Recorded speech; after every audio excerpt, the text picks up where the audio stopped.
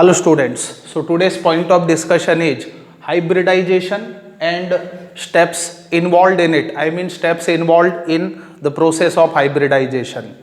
Now due to the limitations of what the VBT, Pauling proposed a new brand concept known as concept of hybridization to explain all the things which were not explained by valence bond theory. So what hybridization is exactly?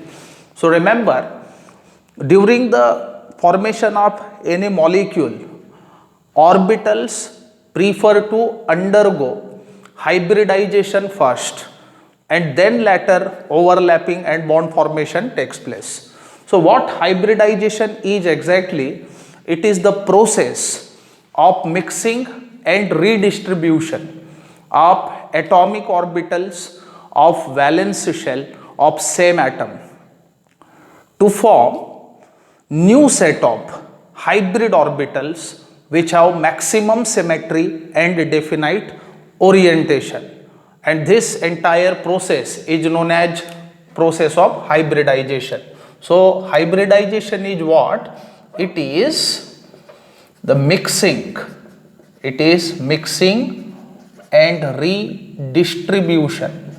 redistribution of atomic orbitals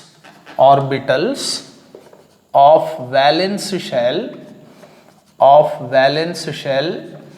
of same atom to form new set of hybrid orbitals, having maximum symmetry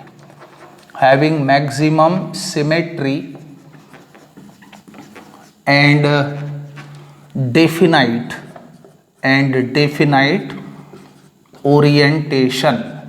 This entire process is known as process of hybridization. Now remember, the new set of hybrid orbitals, I mean hybrid orbitals of same atom, are identical in all respect. I mean their shape, size, energies, directional characters, etc. are same, but they differ from the original atomic orbitals from which they are formed. Now let's discuss the steps involved in the process of hybridization. So steps involved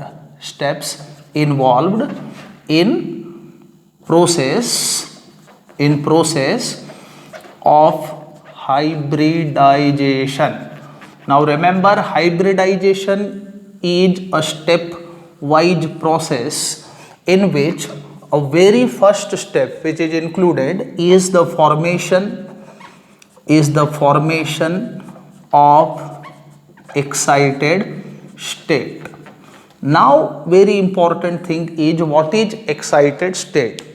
So remember, if possible, then what happens?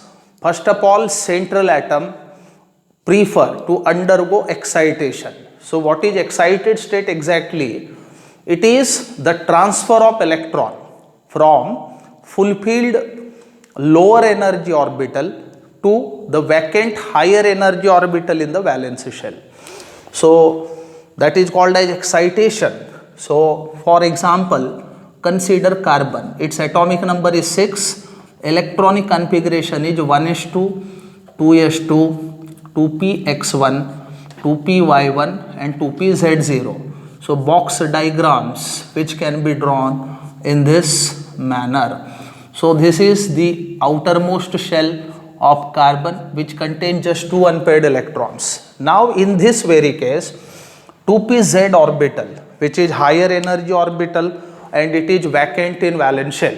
Meanwhile 2s orbital, which is lower energy orbital and it is fulfilled, I mean it contains 2 electrons. So prior to undergo hybridization, carbon prefer to undergo excitation.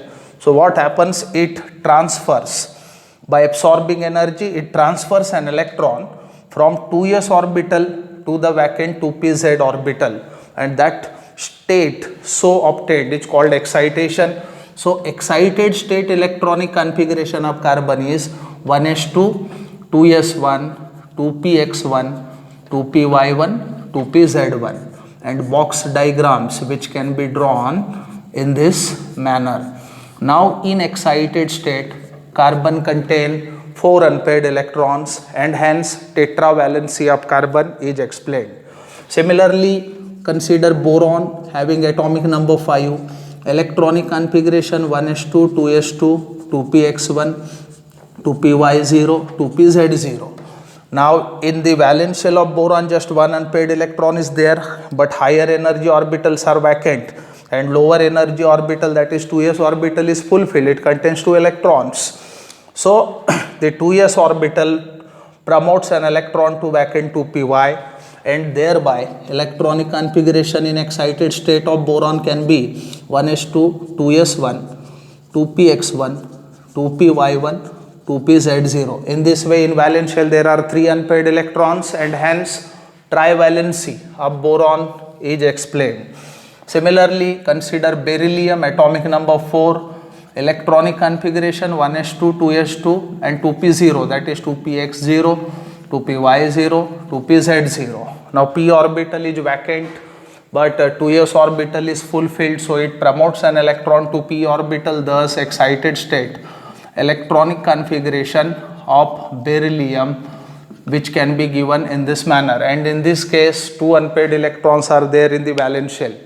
So very important thing is, if possible, then central atom prefer to undergo excitation, and if there is no any vacant higher energy orbitals in the valence shell, then its ground state is supposed to be the excited state. For example, in case of nitrogen having atomic number 7, electronic configuration 1s2, 2s2, 2p3, that is 2px1, 2py1 and 2pz1. There is no higher energy orbital vacant in its valence shell, thus its ground state electronic configuration is supposed to be the excited state electronic configuration. So this is very first step involved in the process of hybridization.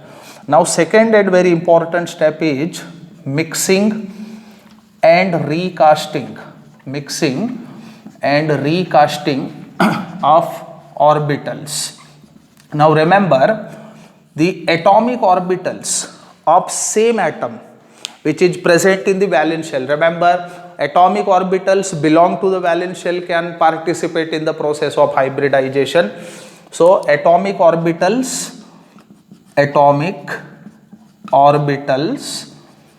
of same atom can participate or take part in the process of hybridization. And remember, the number of atomic orbitals mixed is equal to total number of hybrid orbitals formed. So this is another important thing, is number of atomic orbitals mixed is equal to total number of hybrid orbitals formed. This is very important thing. And remember, hybrid orbitals of same atom are identical in all respect. So their energy, shape, size, directional character, everything is same, but they wholly differ from the original atomic orbital from which they are formed. Now third very important step is atomic orbital participation.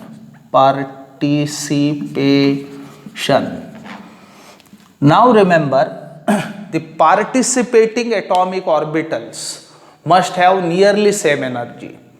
I mean, an energy difference should not be greater for those atomic orbitals which are participating in hybridization. I mean, for example, 2s orbital and 2p orbital can mix, can undergo hybridization as energy difference is lesser. But 2s orbital cannot mix with 3p orbital of same atom due to greater difference in energy in between these two orbitals. So the atomic orbitals which are going to participate in the process of hybridization must be nearly of same energy. And fourth and very important step involved in the hybridization is orientation of hybrid orbitals. Remember, hybrid orbitals of same atom tend to repel each other. So, in order to avoid mutual repulsion, hybrid orbitals try to settle away from each other around the central atom. So, depending upon the orientation of hybrid, we can judge the geometry of the molecule. For example, for a system in which a central atom produces 3 hybrid orbitals.